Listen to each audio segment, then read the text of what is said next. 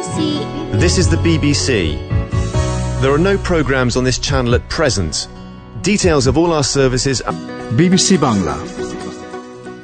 এখন রাত 10:30। একটু পরেই শুনবেন সর্বশেষ বিশ্ব সংবাদ। আপনারা বিবিসি শুনছেন ঢাকায় FM 100, চট্টগ্রামে 88.8, রাজশাহীতে 88.8। আপনারা যেখানে আছেন বিবিসি আপনার সাথেই আছে।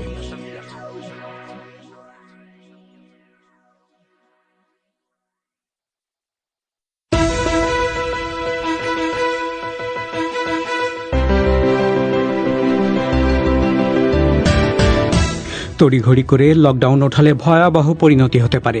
মার্কিন সেনেটে এক শুনানিতে সতর্ক করেছেন শীর্ষ বিশেষজ্ঞ ডক্টর অ্যান্থনি ফাউচি। বাংলাদেশে করোনা সংকটের মধ্যে বেসরকারি হাসপাতালগুলোর ভূমিকা নিয়ে ক্ষোভ উদ্বেগ অব্যাহত। অন্যদিকে রোগীর অভাবে খাঁ খাঁ করছে ভারতের পশ্চিমবঙ্গের বেসরকারি সব হাসপাতাল। Bangladesh is one of our major country, এখান থেকে আমরা ম্যাক্সিমাম পেশেন্ট পাই, সেটা একদমই নীল হয়ে গেছে।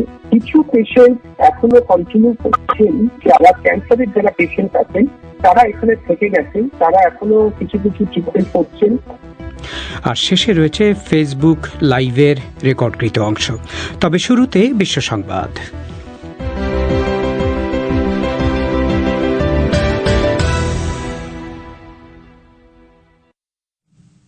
বিবিসি বাংলা বিশ্ব সংবাদ পড়ছে পুলক গুপ্ত। যুক্তরাষ্ট্রের সংক্রামক রোগের শীর্ষ একজন বিশেষজ্ঞ হুঁশিয়ার করেছেন যে তাড়াহুড়ো করে লকডাউন উঠিয়ে নিলে নতুন করে ভাইরাস সংক্রমণ ছড়িয়ে পড়তে পারে। মার্কিন সেনেটে এক শুনানিতে ডক্টর অ্যান্থনি ফাউচি বলেন, করোনা ভাইরাসের সংক্রমণ বাড়লে অঙ্গরাজ্যগুলোতে যদি তা সামাল দেওয়া না যায়, পরিস্থিতি তখন ভয়াবহ রূপ নিতে পারে। বিশ্ব স্বাস্থ্য সংস্থা বলছে, আগাম সতর্কতা অগ্রাহ্য করার কারণে করোনা ভাইরাসের প্রকোপ মারাত্মক চেহারা নিয়েছে।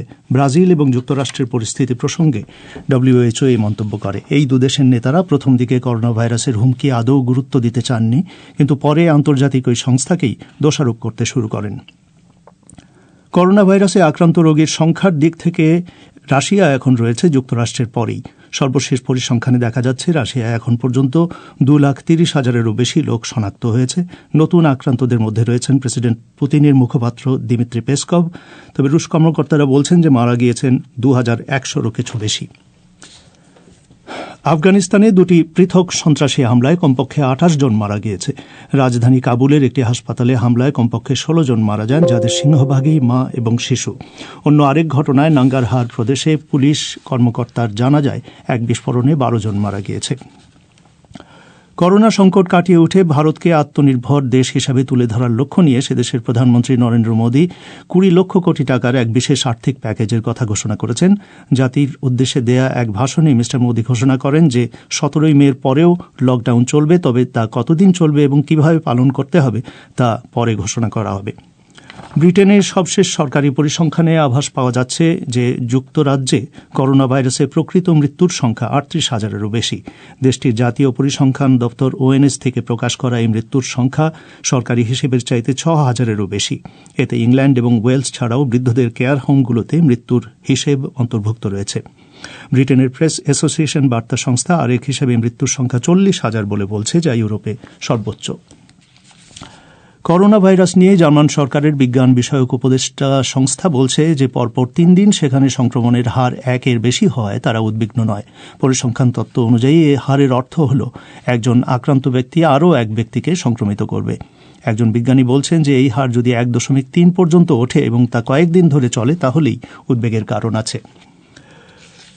বাংলাদেশে আনসার ও গ্রাম প্রতিরক্ষা বাহিনী জানাচ্ছে যে তাদের একজন উপপরিচালক সহ 161 জন সদস্য করোনা ভাইরাসে আক্রান্ত হয়েছেন এবং এ পর্যন্ত বাহিনীর একজন সদস্য মারা গিয়েছেন।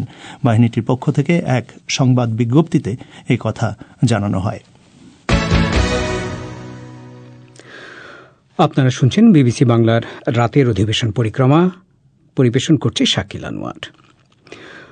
বাংলাদেশে করোনা ভাইরাস মহামারীর মধ্যে বেসরকারি চিকিৎসা ব্যবস্থার হাল নিয়ে উদ্বেগ অভিযোগ অব্যাহত রয়েছে। অনেক রোগী অভিযোগ করছেন যে করোনা ভাইরাসের কোনো উপসর্গ থাকলেই এসব হাসপাতালে ঘুরেও অন্য রোগের চিকিৎসা পাওয়া যাচ্ছে না।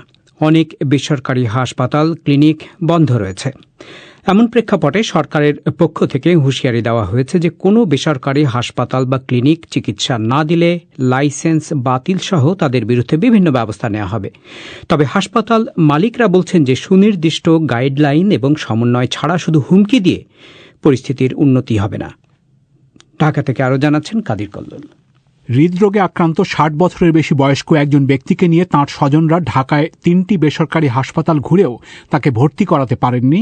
সপ্তাহখানেক আগের এই ঘটনা সম্পর্কে তাঁর স্বজনদের একজন পারভিন হাসান বলেছেন, তারা শেষ পর্যন্ত উচ্চ পর্যায় থেকে অনেক তদবির করে সরকারি হৃদরোগ ইনস্টিটিউট হাসপাতালে তাদের রোগীকে ডাক্তার দেখাতে সক্ষম হয়েছিলেন। 3টা হসপিটালে গিয়েও কিন্তু আমরা কোনো ভর্তির জন্য কোনো ফ্যাসিলিটি পাইনি, ওরা ভর্তি নেয়নি। কারণ ওরা বলছিল আপনাদের যেহেতু আপনার জ্বর আছে, আপনার করোনা আমরা নিব না এই ধরনের। কিন্তু আমার পেশেন্ট যেহেতু করোনা না, আমরা যদি মুন্দাতে নিয়ে যেতাম আমার পেশেন্ট তো সেখানে করোনা দ্বারা আক্রান্ত হতে পারতো।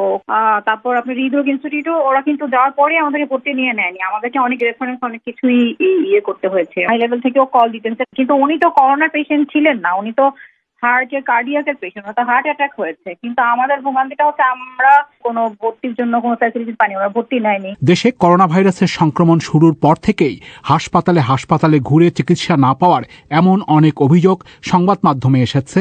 এমন ভুক্তভোগী অনেকের অভিযোগ নিয়ে সামাজিক মাধ্যমেও অনেক আলোচনা হয়েছে।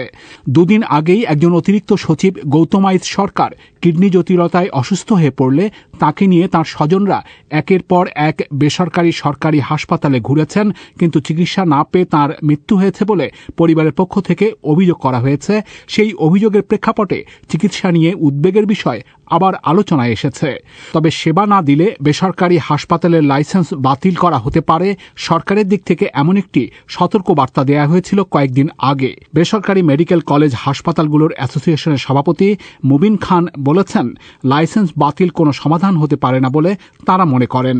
তবে বেসরকারি হাসপাতালের চিকিৎসা ব্যবস্থা ভেঙে পড়ার অভিযোগ তিনি অস্বীকার করেন। লাইসেন্স বাতিলটাই কিন্তু সমাধান না। প্রাইভেট মেডিকেল কলেজ হসপিটাল যেগুলো আছে সেই ক্ষেত্রে একটা অভিযোগও আমার কাছে আসে নাই যে তারা রোগী ভর্তি করতেছে না। কিন্তু অভিযোগ যেটা আসছে সেটা হচ্ছে, ধরেন হৃদরোগ নিয়ে যাচ্ছেন মানে খুব খারাপ অবস্থায়, অথবা কিডনির রোগী খুব খারাপ অবস্থায় হাসপাতালে যাচ্ছেন, সেই চিকিৎসাটা না দিয়ে তাকে বলা হচ্ছে যে আপনি কোভিড-19 পজিটিভ কিনা সেটা আগে দেখান। আপনি যেটা বলছেন যে যদি কেউ এটা করে থাকেন, এটা মোটেও যুক্তিসঙ্গত না। বড় বড় হসপিটালগুলো তারা আগে কিছু পেশেন্ট ভর্তি হয়েছে, হওয়ার পরে দেখা গেছে যে কোভিড-19 পজিটিভ পাওয়া গেছে, হসপিটালে এটা স্প্রেড হয়েছে, ডাক্তার নার্স ইনফেক্টেড হয়েছে। সেই কারণে অনেকে বড় বড় হসপিটালে তারা পেশেন্ট গেলে প্রথমে তারা পরীক্ষা করার পরে বলেন যে ভর্তি করবেন। এই হচ্ছে বিষয়টা। কিন্তু আপনি এটা মনে করেন কিনা যে করোনা ভাইরাস সংক্রমণ শুরু হওয়ার পর থেকে 2 মাস যদি আমরা ধরি বাংলাদেশের সময়টা, এই 2 মাসে প্রথম দিকটায় বেসরকারি হাসপাতালগুলোতে চিকিৎসা ব্যবস্থা একেবারে ভেঙে পড়েছিল, কোনো চিকিৎসাই ছিল না? না, চিকিৎসা ব্যবস্থা ভেঙে পড়েছিল সেটা আমি বলবো না। আমি বলবো যেটা বিচ্ছিন্ন আকারে হয়তো 2-1টা ঘটনা ঘটে নাই, যে সেটা আমি অস্বীকারও করব না। সারা দেশে 10,000-এর বেশি বেসরকারি হাসপাতাল ক্লিনিক রয়েছে, কিন্তু এসব হাসপাতাল ক্লিনিকে এখনো চিকিৎসা না পাওয়ার অভিযোগ আসছে। অনেক হাসপাতাল ক্লিনিক বন্ধ হয়ে গেছে। বেসরকারি হাসপাতাল ক্লিনিকের মালিকদের সমিতির সভাপতি অধ্যাপক মনিরুজ্জামান এসব অভিযোগ মানতে রাজি নন। এদিকে একটি বেসরকারি হাসপাতালের কর্ণধার ডাক্তার লেলিন চৌধুরী এমন পরিস্থিতির জন্য স্বাস্থ্য বিভাগের বিরুদ্ধেই সমন্বয়হীনতার অভিযোগ এনেছেন। তবে স্বাস্থ্য অধিদপ্তরের হাসপাতাল বিভাগের পরিচালক আমিনুল ইসলাম বলেছেন, তারা বেসরকারি হাসপাতাল ক্লিনিকের মালিকদের সাথে দফায় দফায় আলোচনা করেছেন, কিন্তু এরপরও পরিস্থিতির উন্নতি হচ্ছে না। বিষয়টা একদম ঠিক না। বিষয়টা হচ্ছে যে আমরা প্রাইভেট হেলথ কেয়ার ফ্যাসিলিটি গুলাকে এনগেজ করার জন্য তাদের যে অ্যাসোসিয়েশন আছে, অ্যাসোসিয়েশনের লিডারদের সঙ্গে আমরা একাধিক মিটিং করেছি। তাদেরকে আমরা অনুরোধ করেছি যে আমাদের করোনা ন্যাশনাল গাইডলাইন ফলো করে এবং সেইভাবে যেন ওরা পেশেন্ট ম্যানেজমেন্ট করে। তারা এই কাজগুলো ঠিক মতো করছে না, যার জন্য যেভাবে সাধারণ রোগীর সেবা পাওয়ার কথা সেভাবে পাচ্ছে না। স্বাস্থ্য মন্ত্রণালয়ের ঊর্ধ্বতন একজন কর্মকর্তা জানিয়েছেন, আলোচনার মাধ্যমে পরিস্থিতির উন্নতির চেষ্টা করছেন। কাদির কল্লোল। ওদিকে ভারতের পশ্চিমবঙ্গে করোনা ভাইরাস সংক্রমণ বাড়তে থাকায় সরকারি হাসপাতালগুলো যেখানে হিমশিম খাচ্ছে, সেখানে রাজ্যের সিংহভাগ বেসরকারি হাসপাতাল রোগীর অভাবে খাঁ খাঁ করছে। অনেক বড় বড় হাসপাতালও প্রায় ফাঁকা। ডাক্তাররা বলছেন যে সংক্রমিত হওয়ার ভয়ে বহু মানুষ রোগ পুষে রেখে ঘরে বসে থাকছেন, হাসপাতালে আসছেন না। লকডাউনের কারণে বাংলাদেশ থেকে ভ্রমণ বন্ধ থাকায় হাসপাতালে রোগীর অভাব আরও প্রকট হয়েছে। বিস্তারিত শুনুন কলকাতা থেকে অমিতাভ ভট্টশালীর পাঠানো রিপোর্টে।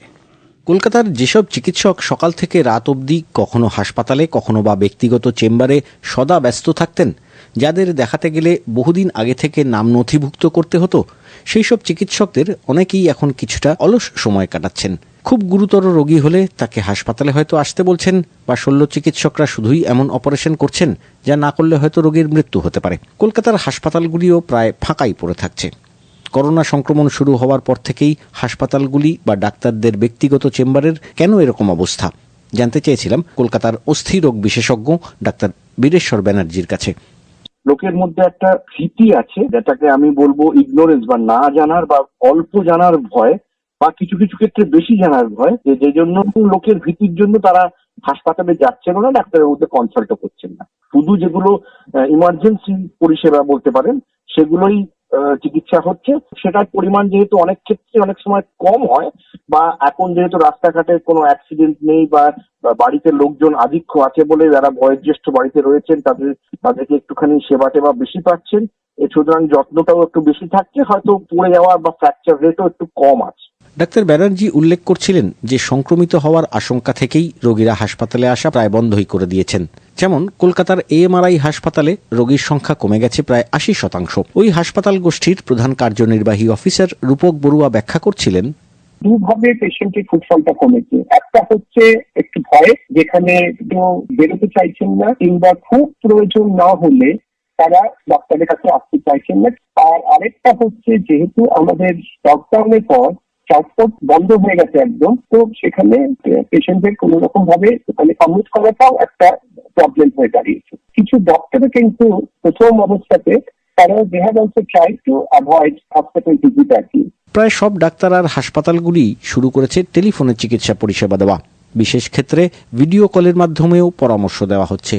আর অনেক রোগীর পরিবারই একেবারে শেষ সময়ে যখন বাধ্য হচ্ছে হাসপাতালে নিয়ে আসতে, ততক্ষণে হয়তো মৃত্যু হয়েছে তার। কলকাতার একটি বড় হাসপাতালের সূত্র জানাচ্ছে, তারা এক সপ্তাহে অন্তত 9 জন এমন রোগী পেয়েছে যাদের হাসপাতালে আসার আগেই মৃত্যু হয়েছে। কলকাতার যখন এই পরিস্থিতি, তখন শহরতলি বা গ্রামাঞ্চলের ছবিটা ঠিক কি জানতে কথা বলেছিলাম শল্য চিকিৎসক ডাক্তার দিব্যেন্দু হালদারের সঙ্গে।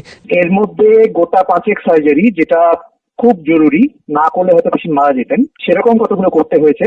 আর অনেক পেশেন্ট আছে যাদের আমি অপারেশন করেছি, তারপরে পরেই লকডাউন হয়েছে, তাদের সঙ্গেও আমাদের একবার যোগাযোগ করতে হয়েছে। বিশেষ করে অপারেশনের পরে রোগীকে ফলো আপ করার খুব জরুরি। আমার পাড়ার চেম্বার যেগুলো আছে সেগুলোকে সবই বন্ধ রেখেছি। রোগীদেরও সেভাবে বলছি যে সরাসরি আমাকে ফোন করুন, আমি ফোনের মাধ্যমে আপনাদের উপদেশটা দেবো, এবং যদি সেক্ষেত্রে খুব জরুরি কিছু হয় তাহলে যে দু একটি নার্সিং হোম এখনো চালু আছে সেখানেও থেকে ডেকে পাঠাচ্ছি। কলকাতার মানুষ ছাড়াও বাংলাদেশ থেকে বিপুল সংখ্যক রোগী এই শহরের হাসপাতালগুলিতে চিকিৎসা করাতে আসেন। এখন তারাও আসতে পারছেন না। এএমআরআই হাসপাতালের প্রধান Rupak Barua, Bangladesh is one of our major country, এখান থেকে আমরা ম্যাক্সিমাম পেশেন্ট পাই, সেটা একদমই নীল হয়ে গেছে। কিছু পেশেন্ট এখনো কন্টিনিউ করছেন, যারা ক্যান্সারের যারা পেশেন্ট আছেন তারা এখানে থেকে গেছেন, তারা এখনো কিছু কিছু ট্রিটমেন্ট করছেন। যেসব হাসপাতাল চালু আছে সেখানে রোগীর সংখ্যা খুব কম, আবার অনেকগুলি হাসপাতাল সাময়িকভাবে রোগী ভর্তি বন্ধ করে দিয়েছে। সেখানে করোনা সংক্রমণ দেখা দেওয়ার পরে কোথাও রোগীদের মধ্যে সংক্রমণ দেখা দিয়েছে, তো কোথাও চিকিৎসক বা স্বাস্থ্যকর্মীর করোনা পরীক্ষার ফল পজিটিভ এসেছে। কয়েকটি অবশ্য জীবাণুমুক্ত হওয়ার পরে আবার চালুও হয়েছে, কিন্তু রোগী সেখানে প্রায় নেই বললেই চলে। অমিতাভ ভট্টশালী, কলকাতায়। আপনারা বিবিসি বাংলা শুনছেন ঢাকায়, কুমিল্লায়, সিলেটে। আপনারা যেখানে আছেন বিবিসি বাংলা আপনার সাথেই আছে।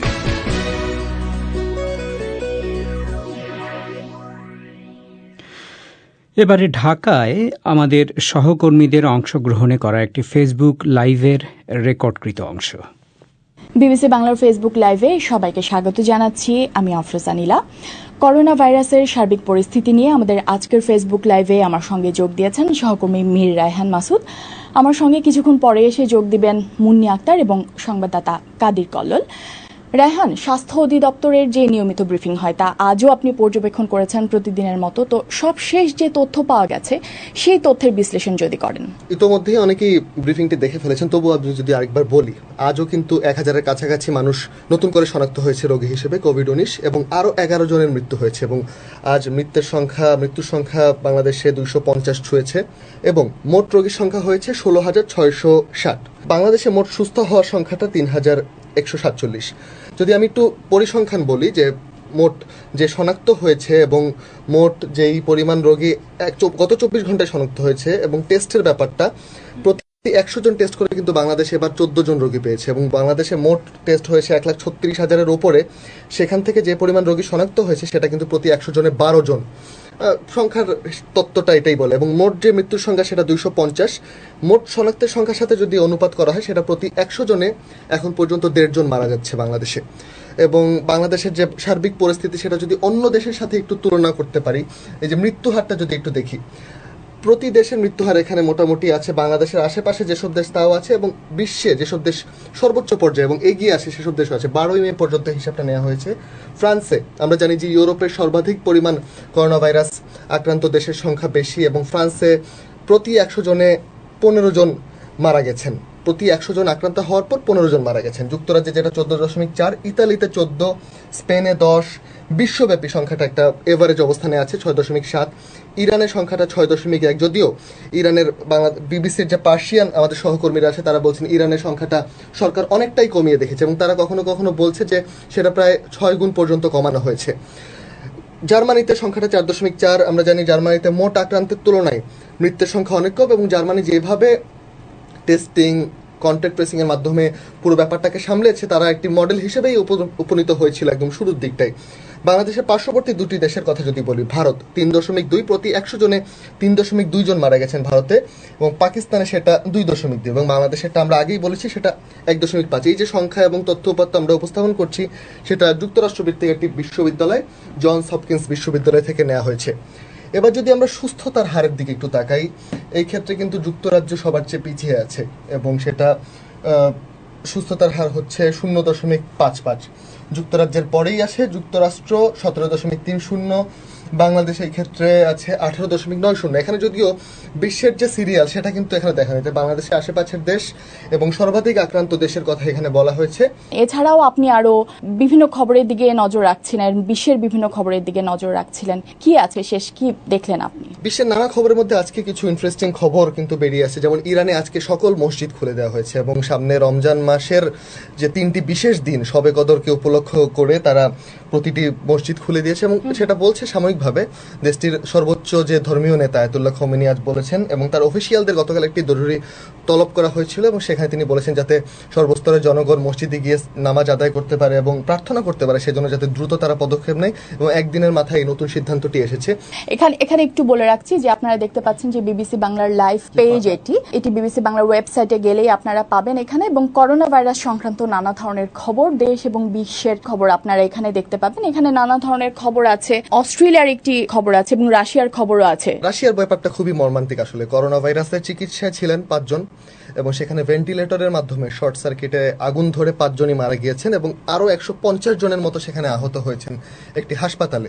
রাশিয়ার ব্যাপারে শুরু থেকেই বলা হচ্ছিল যে রাশিয়া এই সংক্রমণের সংখ্যাটা কি কমিয়ে দেখাচ্ছে কিনা বা সেখানে কি টেস্টিং কম হচ্ছে, কিন্তু পরবর্তীতে দেখা গেছে আস্তে আস্তে রাশিয়া কিন্তু এখন ইতালি এবং যুক্তরাজ্যের চেয়েও সেখানে সংক্রমণের সংখ্যা অনেক বেশি এবং সেখানে হাসপাতালগুলো বেশ তৎপর এই করোনা ভাইরাস ইস্যুতে তারা সামলানোর জন্য কাজ করে যাচ্ছে। এবং আজকের যেসব প্রধান খবর ছিল তার মধ্যে অন্যতম ছিল এবং টপ স্পটেই বলা হয়ে থাকে যে রাশিয়ার খবরটাই ছিল এবং অস্ট্রেলিয়া একটি খবর ছিল যে অস্ট্রেলিয়ার একজন ট্রেজারার তিনি গতকালকে পার্লামেন্টের অধিবেশনে তিনি বলছিলেন যে প্রায় 10% জিডিপি কমে আসতে পারে অস্ট্রেলিয়া, এটি আশঙ্কা করছিলেন এবং সেই অধিবেশনে তিনি বেশ কয়েকবার কাশতে দেখা গেছে তাকে এবং আজই তার কোভিড-19 একটি পরীক্ষা করা হয়েছে। এখনো পরীক্ষার ফলাফল দেয়নি। এর আগে আমরা দেখেছি যে বিশ্বের বড় বড় নেতা বরিস জনসনের মতো নেতারা তারা কোভিড-19 পজিটিভ হয়েছে এবং তারা কিন্তু সুস্থ হয়ে ফিরেও এসেছেন। অবশ্য ইমরান খানেরও টেস্ট করা হয়েছে, পাকিস্তানের প্রধানমন্ত্রী। এর আগে লাইভ পেজে দেখানোর চেষ্টা করি যে ভারত এবং বাংলাদেশের একটি তারতম্যের ব্যাপারটা, যে ভারতে 17,60,000 মানুষের টেস্ট করা হয়েছে এবং বাংলাদেশে টেস্ট করা হয়েছে 1,30,000-এর মতো। একটু বলে রাখা ভালো যে ভারত এবং বাংলাদেশে কিন্তু সমসাময়িক সময়ে করোনা ভাইরাস প্রথম প্রথমবারের মতো যে ধরা পড়ে সেটা মোটামুটি কাছাকাছি সময় ধরা পড়েছিল, এবং তবে ভারতে মৃতের সংখ্যা অনেক বেশি। এ নিয়ে নানা খবরাখবর আছে আসলে বিবিসি বাংলার যে লাইভ পেজ, বিবিসি বাংলার ওয়েবসাইটে আপনারা সেটি পাবেন। রায়হান মাসুদ, আপনাকে অনেক ধন্যবাদ আমাদের ফেসবুক লাইভে যোগ দেওয়ার জন্য। এখন আমার সঙ্গে এসে যোগ দেবেন মুন্নি আক্তার, আমাদের আরেক সহকর্মী। মুন্নি, আপনার কাছে যেটি জানতে চাবো যে গত 10 মে থেকে তো বিভিন্ন জায়গায় মার্কেট খুলে দেওয়া হয়েছে এবং এই নিয়ে মানুষজন নানা প্রতিক্রিয়া দেখালেও দেখা যাচ্ছে যে অনেকে যাচ্ছেন মার্কেটে, যদিও বলা হচ্ছে যে স্বাস্থ্যবিধি মেনেই দোকানদারীরা দোকান খুলেছেন। এই নিয়ে নানা ধরনের মন্তব্য আছে। বিশেষজ্ঞরা আসলে কি বলছেন? তারা ঝুঁকির কথা বলছেন, তারা কি কি যুক্তিতে ঝুঁকির কথা বলছেন? এই বিষয়টি নিয়ে আমি কথা বলেছিলাম জনস্বাস্থ্য বিশেষজ্ঞ ডক্টর লেনিন চৌধুরীর সাথে। এছাড়া আমি কথা বলেছিলাম স্বাস্থ্য অধিদপ্তরের রোগ নিয়ন্ত্রণ বিভাগের সাবেক পরিচালক বেনজির আহমেদের সাথে। তারা যেটা বলছেন সেটা হচ্ছে এই যে লকডাউন খুলে দেওয়ার যে সিদ্ধান্ত, বিশ্ব স্বাস্থ্য সংস্থার মতো যে প্রতিষ্ঠানগুলো আছে তারা বলছেন যে লকডাউন খুলে দেওয়ার কিছু শর্ত থাকে। তো লকডাউন খুলে দিতে হলে সর্বপ্রথমে যে বিষয়টি মাথায় রাখতে হবে সেটি হচ্ছে যে স্বাস্থ্যবিধি মেনে যাতে ধীরে ধীরে লকডাউনটা খুলে দেওয়া হয়, তাহলে করোনা ভাইরাস বা সংক্রামক রোগের যে সংক্রমণ সেটি অনেকটাই একটা ফ্ল্যাট পর্যায়ে নিয়ে আসা সম্ভব, অর্থাৎ সংক্রমণটাকে নিয়ন্ত্রণে আনা সম্ভব। কিন্তু বাংলাদেশে এই চিত্রটা উল্টো হচ্ছে। তাদের যেটি যুক্তি সেটি হচ্ছে যে লকডাউনের তুলে নেওয়ার কারণে যে বিষয়টি হবে, দুটি বিষয় হতে পারে। প্রথমত, আক্রান্তের সংখ্যা অনেক বেশি বাড়বে, যেটা ধারণার বাইরে। আরেকটি হচ্ছে যে এই যে যাদের আক্রান্তের সংখ্যা বাড়বে এদের মধ্যে আবার আরেকটি বৈশিষ্ট্য আছে। তারা বলছেন যে অনেকে হেলদি ক্যারিয়ার হয়ে ঘুরে বেড়াবেন, অর্থাৎ তারা করোনা ভাইরাস বহন করে নিয়ে বেড়াবেন কিন্তু তাদের মধ্যে কোনো উপসর্গ থাকবে না। আরেকটি সেটি হচ্ছে যে যাদের মধ্যে রোগ প্রতিরোধ ক্ষমতাটা কিছুটা দুর্বল, বা যাদের বয়স বেশি, বা যাদের অন্য ধরনের স্বাস্থ্য সমস্যা আছে, ভুগছেন, আগে চিকিৎসা নিয়েছেন, তারা অনেক বেশি ঝুঁকিতে পড়ে যাবেন।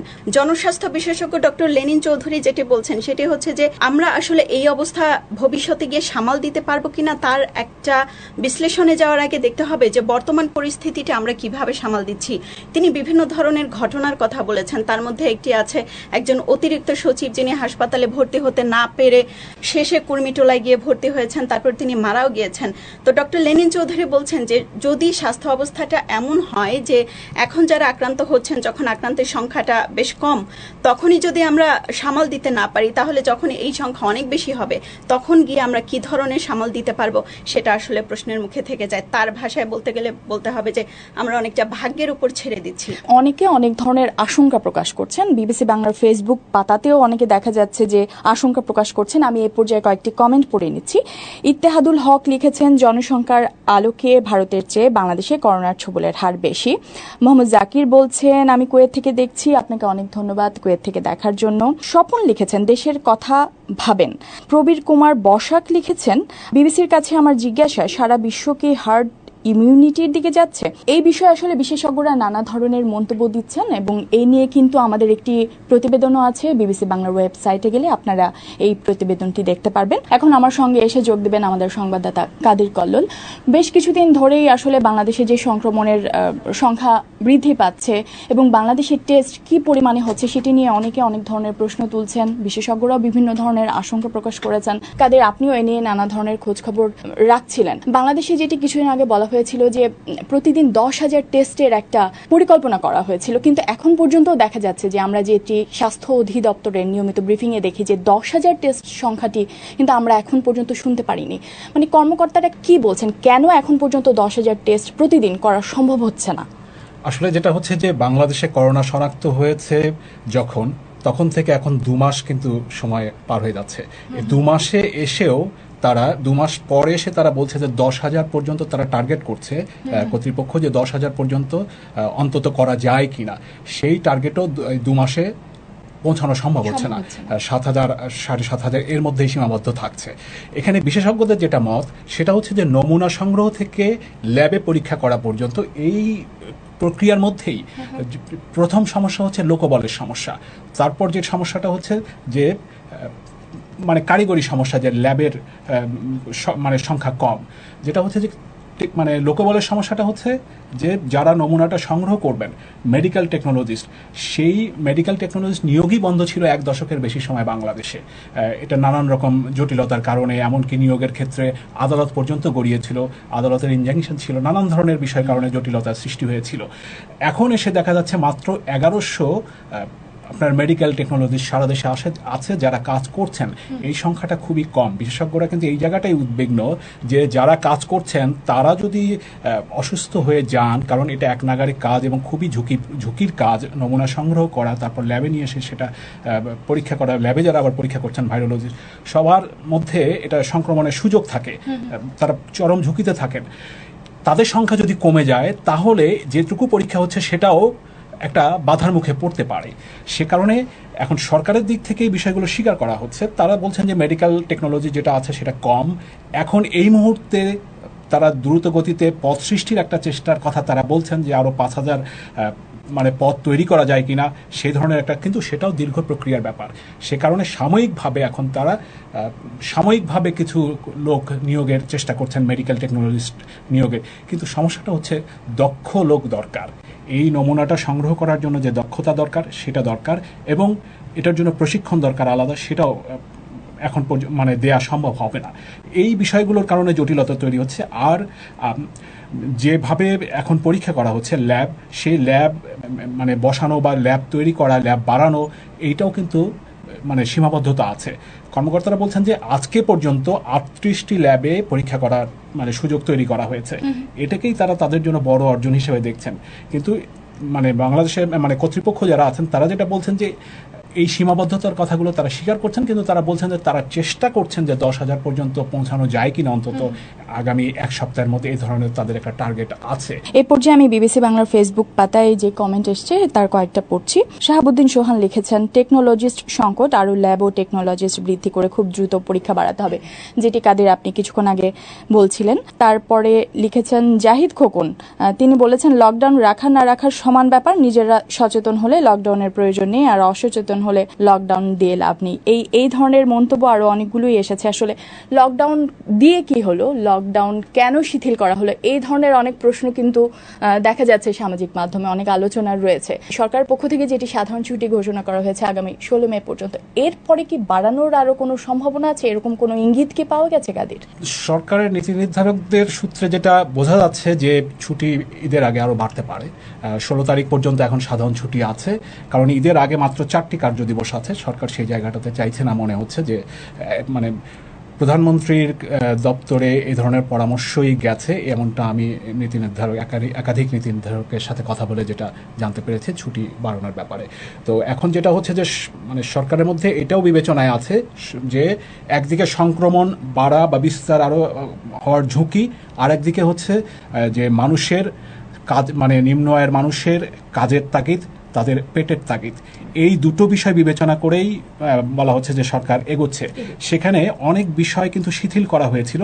সরকার এখন বিবেচনা করছে যে গার্মেন্টস কারখানা সব যে খুলে গেছে, অনেক দোকান ব্যবসায়িক প্রতিষ্ঠান খুলে দেওয়া হয়েছে, সামাজিক দূরত্ব ন্যূনতম যেটুকু মানার সেটুকু মানা হচ্ছে না, এই বিষয়গুলো কিন্তু সরকার বিবেচনায় নিচ্ছে। বিশেষজ্ঞরা বলছেন বা কর্তৃপক্ষ যেটা বলছেন যে তারা এই বিষয়গুলো আলোচনা করছেন যে আসলে এই কদিনে যে পরিস্থিতি দাঁড়িয়েছে, এই পরিস্থিতির একটা বিশ্লেষণ তারা করছেন যে আসলে এরপরে কি করা উচিত, এটা কতদূর অবস্থায় যেতে পারে। যেটা হয়েছে যে একটা হিসাব তারা করছেন যে আজকে থেকে গত 3 দিনে যে শনাক্ত যে রোগীর সংখ্যা হচ্ছে সেটা কিন্তু মানে 1000-এর কাছাকাছি, গতকাল 1000-এর উপরে ছিল, এর আগে 600-700-র মধ্যে ছিল। তো এই সংখ্যাটা কিন্তু বেশ বেড়েছে। এই বিষয়টাও সরকার বিবেচনায় নিচ্ছে যে এই যে শিথিল করার কারণে এই ধরনের এই সংক্রমণের মাত্রা মানে সংখ্যাটা বাড়ছে কিনা, এই বিষয়গুলো বিশ্লেষণ করা হচ্ছে। এবং যেটা বলা হচ্ছে যে এই বিশ্লেষণের ভিত্তিতে তারা পরবর্তী করণীয় ঠিক করবে যে আসলে এই লকডাউন বা এই শিথিল যেগুলো করা হয়েছে সেগুলো আসলে আবার নিয়ন্ত্রণে আনা উচিত কিনা, এই ধরনের বিষয়গুলো আলোচনায় আছে। ধন্যবাদ কাদের আমাদের সঙ্গে যোগ দেওয়ার জন্য। আপনাদের এ পর্যায়ে জানিয়ে রাখছি যে বিবিসি বাংলার ওয়েবসাইটে যে লাইভ পেজটি রয়েছে সেখানে করোনা ভাইরাস সম্পর্কিত দেশ বিদেশের সবশেষ খবরাখবর আপনারা জানতে পারবেন। এছাড়া আমাদের ইউটিউব চ্যানেলেও কিন্তু আপনারা নানা ধরনের ভিডিও প্রতিবেদন দেখতে পারবেন। আপনাদের সবাইকে ধন্যবাদ সঙ্গে থাকার জন্য। ঢাকায় আমাদের সহকর্মীদের অংশগ্রহণে করা একটি ফেসবুক লাইভের রেকর্ডকৃত অংশ শুনছিলেন আপনারা। শেষ করার আগে খবরের প্রধান অংশগুলো আরেকবার। তড়ি ঘড়ি করে লকডাউন ওঠালে ভয়াবহ পরিণতি হতে পারে, মার্কিন সেনেটে এক শুনানিতে সতর্ক করেছেন সংক্রামক রোগের শীর্ষ বিশেষজ্ঞ ডক্টর অ্যান্টনি ফাউচি। আর বিশ্ব স্বাস্থ্য সংস্থা বলছে আগাম সতর্কতা অগ্রাহ্য করার কারণে কিছু দেশে করোনা ভাইরাসের প্রকোপ মারাত্মক চেহারা নিয়েছে। ব্রাজিল এবং যুক্তরাষ্ট্রের পরিস্থিতি প্রসঙ্গে WHO এই মন্তব্য করেছে। আমাদের পরবর্তী অধিবেশন আগামীকাল বাংলাদেশের সময় সন্ধে 7:30, ভারতে সন্ধে 7টায়। শুনবেন আশা করে। আমি শাকিল আনোয়ার আজকের মতো এখানেই বিদায় চাইছি।